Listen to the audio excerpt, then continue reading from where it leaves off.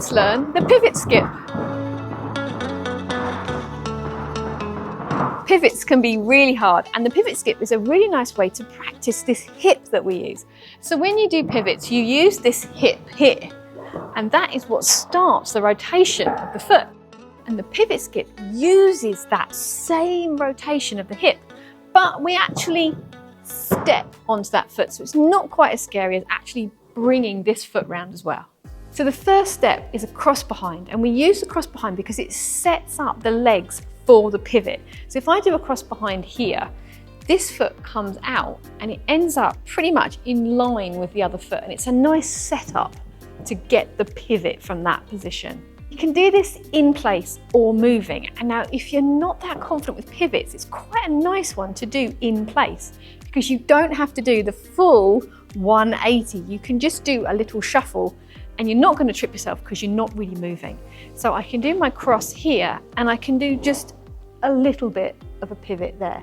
So when I do my pivot, what I'm doing is I'm putting slightly more weight to my toe so I can shift that heel round there.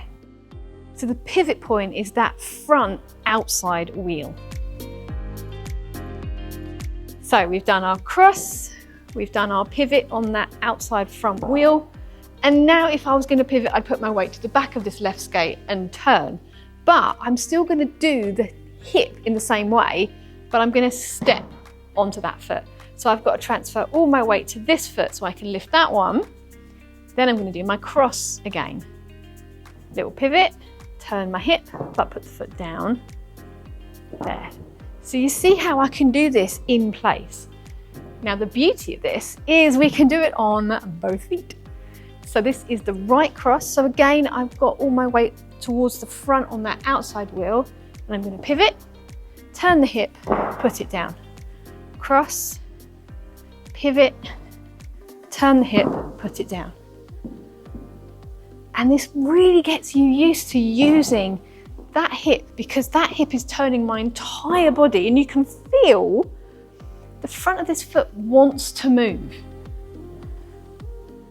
That's really going to set you up for when you get ready to do actual pivots here.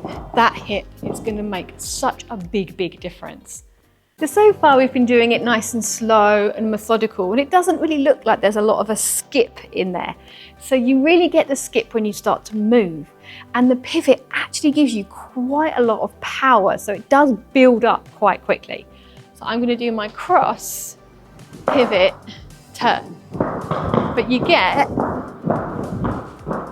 this little, see how I've got that little like action of that skip.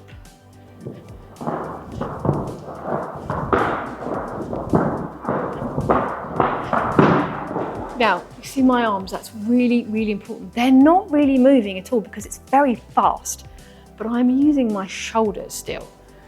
So my turn here, I keep this shoulder back so I can turn. If you bring this shoulder round, my hips come round, and it's really hard to then get that foot down because I've got to open back up again to get the foot down. So you must keep that shoulder back. There. And that is what's going to help you with these pivots as well, because it's all in the shoulders.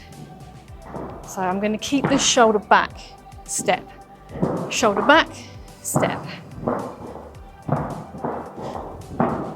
So when I turn that into multiple pivots rather than my step, it's exactly the same. I'm going to keep this shoulder. So you see how my shoulders twist? That is what's turning me.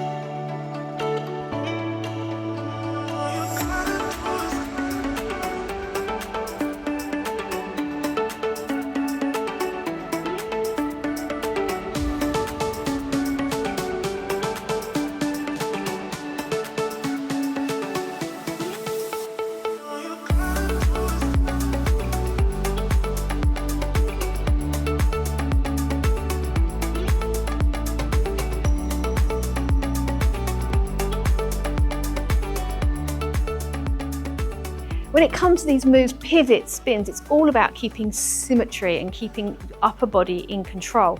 So it's got to be from the top down. Your foot doesn't do the work, the rest of your body does. So if I turn my hip will turn my shoulder, which turns my knee, and then my foot will have to turn. You can feel it wants to turn. So if you get the upper body right, the feet will follow.